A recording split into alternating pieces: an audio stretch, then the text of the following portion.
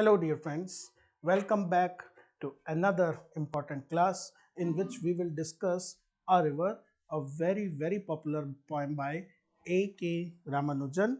And in this particular video, we will discuss about the meaning of the poem and some important images. We will discuss all these things. So let's start with basic introduction to the poet A K Ramanujan, born and brought up in Mysore, southern India. His full name being Atipat Krishna Swami Ramanujan, and he was a gifted poet, a translator, a linguist who made impressive contribution to Indian English poetry. Dear friends, after his initial career as a teacher in few South state universities, he moved to Indiana University, US, on the Fulbright scholarship to pursue his PhD in linguistics. So basically, he has a very illustrious career as an academic. Then he joined the University of Chicago as professor of linguistics and professor of South Asian languages and civilizations. And there he made his name by his innovative teaching, by his wide range of topics he covered in all these things. Ramanujan is a polyglot. Polyglot means a person who has command over many languages, more than one language, then we call him polyglot. So Ramanujan was well versed. He has command over English, Kannada and Tamil, and he has composed, he has written his works in all these languages. Now his major works, if we, there are translations which are great contribution to the Indian literature, and there are his original poetry collections. If we talk about poetry collections, the main being his first poetry collection, The Striders, published in 1966, then Relations, published in 1971, and Second Sight, published in 1986. If we talk about translations and literary studies, in this section we have his works like The Interior Landscape, Love Poems from a Classical Tamil Anthology, published in 1967. It is a very popular work. Then we have Speaking of Siva. Speaking of Siva is once again his translation of some ancient Tamil text. Is There an Indian Way of Thinking, published in 1990, is his path-breaking essay about particular critical, we can say, interactions and critical thinking of Indian literature and Indian critics, and how it is aesthetically and linguistically different from the Western approach towards literature. If we talk about the present poem, A River, it is one of the most celebrated and famous poems by Ramanujan, and it is taken from his collection Selected Poems, published in 1976, though we know that the poem was composed quite early in 1966. The setting of the poem is Madurai city. Madurai city is a very famous Indian city.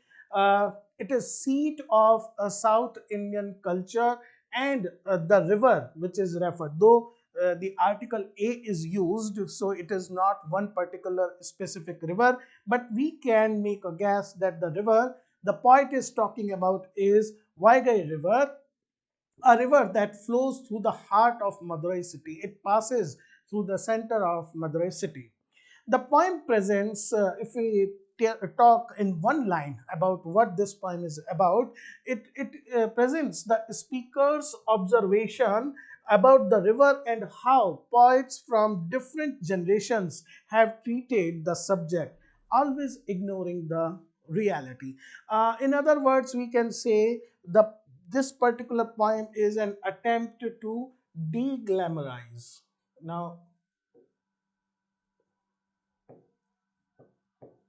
de-glamorize.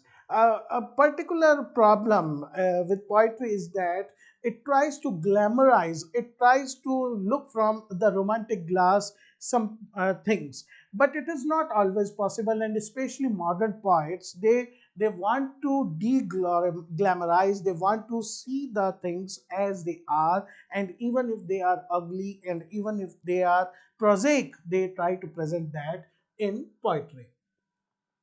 So we come to the poem, the text. In Madurai, city of temples and poets who sang of cities and temples. If we look at this particular phrase, temples and poets, so from the very beginning, the speaker highlights the fact that Madurai is famous for both its beautiful temples, architecture, and for poets, those poets who always sing of, who always write of these beautiful architectural marvels like cities and temples. They do not have eyes for reality, for ground reality. Every summer, a river dries to a trickle in the sand. Now, once again, we can say that the river becomes just a narrow stream due to heat and lost its beauty. It's a common phenomena in India that those rivers which are basically based on rain, which get their water source from rain during summer season in the excessive heat, most of them become narrower. Their course is basically reduced and they become just like a smaller stream. Now, after pointing out this reality, uh, when it becomes dry, it bearing the sand ribs, straw, and women's hair. Now, what is happening, using the metaphor sand ribs, how this is metaphor, and it compares the shape of the sand. There are marks on the sand left by the flow of water, and now they appear like human ribs. And once again, this is a very beautiful metaphor, because when we are able to see a man ribs, it means that particular person is suffering from malnutrition. He is very weak. That is why we are able to see the ribs. So this shows that sand rib shows that river is also the river is also very weak. Straw and women's hair. Now, why we are able to see women hair after the riverbed has dried? Because it is a common tradition in South, even in some places at North, to offer one's hair to a holy river, a holy water body, on the fulfillment of some wish. So there are a lot of, we can say, women getting their head shaven and giving the hair to the river, clogging the water gates at the rusty bars under the bridges with patches of repair all over them. Now, here comes the ironic twist by Ramanujan. On the one hand, he has pointed out the natural things like sand drifts, the pious things like hair, but at the same time, he points out that the water gates. Now, water gates is that we find them in dams, and they are used to control the flow of water.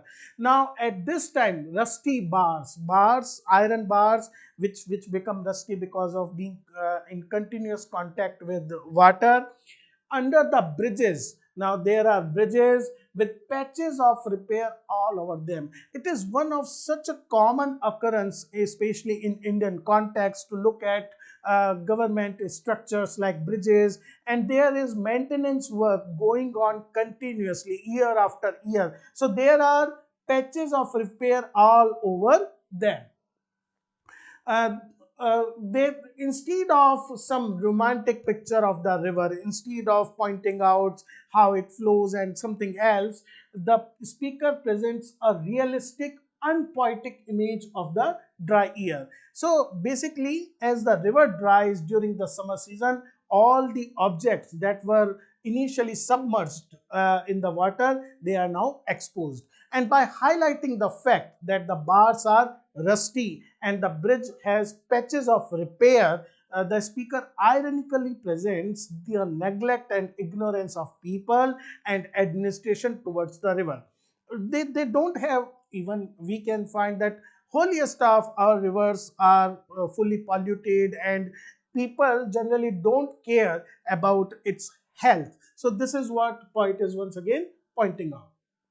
Now he uses two very effective similes to describe some more objects. He says the wet stones glistening like sleepy crocodiles, the dry ones shaven water buffaloes lounging in the sun.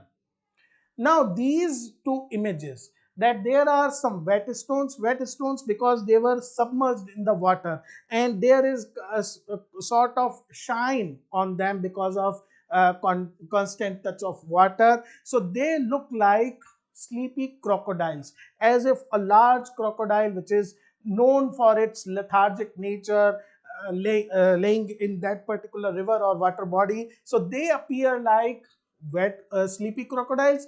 The dry ones, because of continuous friction, they have become now they are dried, but they are like shaven water buffaloes. Once again, you can understand that because of their particular black grayish color, they appear like water buffaloes lounging in the sun. Once again, buffalo lounging in the sun is an image which creates a sense of we can say quite calm and undisturbed kind of thing. The poets only sang of the floods. This is now line which basically shifts the focus from the description of the river to the description of those writers who wrote about the river. So the poets only sang of the floods. Why? Because the dry river has nothing poetic to talk about. So only, so only when the river was full of water, when even there was flood, there was something to write. The speaker thus uses two similes to describe the different shaped and styled stones at the riverbed and compare them with crocodiles and water buffaloes. He was there for a day when they had the floods. People everywhere talked of the inches rising, of the precise number of cobbled steps run over by the water, rising on the bathing places, and the way it carried off three village houses, one pregnant woman, and a couple of cows named Gopi and Brinda as usual. Now, this is what the poet, the old poet, when he was here looking at the river full of flood, what he find? He came here only to observe the river, but he find that people are in panic. People were in panic. People everywhere were talking of the inches rising, how the water is rising from the mark of danger. Every river has a particular, a vertical plate जिसके ऊपर marks लगे होते हैं, and then there is a point that is danger level. The inches rising, the water is going over that particular mark. This happens it's a very common phenomena in India during the monsoon season. Of the precise number of cobble steps run over by the water, we have bathing ghats jahan par there are cobbled steps. Now cobbled because so that they won't become sleepy because of this water, so they are cobbled steps. Now as the water is increasing inch by inch, the steps are getting submerged in the water, rising on the bathing places, and the way, and the people obviously are talking about casualties. People are talking about what that this flood has caused. Three village houses, they have been drowned or flown in the flow, one pregnant woman, and a couple of cows. Look at the number: three, then one, and then couple of cows. So these all things matter to the common people. And couple of cows named Gopi and Brinda as usual. This is very important. Once again, an ironical touch, because it shows that how people follow one particular tradition, and we have women without a name, but we have cows who have particular names. So the old poet found the river beautiful only when it was flooded. They were not worried about the problems it created in the lives of common people, how they are suffering, their house, their property, possessions, they are losing that, but they were totally blind, or we can say they are totally uh, ignorant about these things. This shows how the poets were totally cut off from the ground reality. They were writing poetry, living in their cloud cuckoo land. They were totally, we can say, untouched by the human tragedy.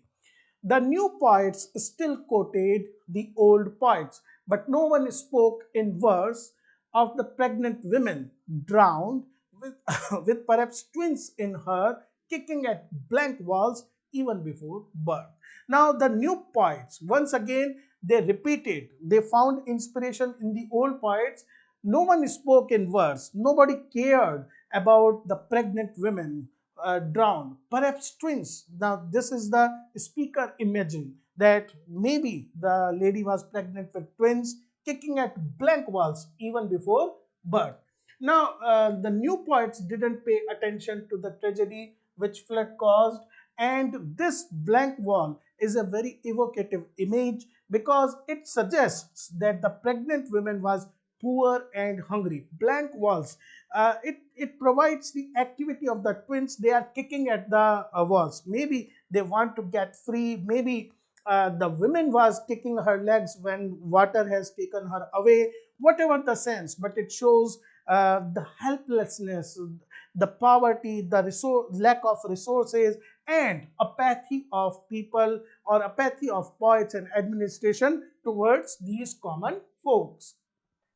He said, the newer poet, the river has water enough to be poetic about only once a year. Once again, the new poets feel that what is there to write about this river?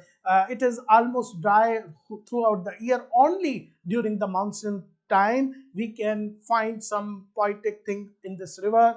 And after this short period, there are a lot of screaming, lot of tragedies. Once again, it loses the river loses its poetic beauty. It carries away in the first half hour three village houses, a couple of cows named Gopi and Brinda. This is how the new poets almost repeated the words of the old poets, and for them, the overflowing river can be a poetic subject, but they are blind to the havoc, to the tragedy it brings, and it is quite ironical. If we look at, if we remember the first line, that Madurai is city of temple and poets. The poets who should be very sensitive, but they are totally apathetic, totally nonchalant for the human tragedy. And one pregnant woman expecting identical twins with no mole on their bodies with different colored diapers. Uh, one line is missing. I write it then. To tell them apart. Okay, so once again, you can see this is speaker uses his own imagination to think about the twins.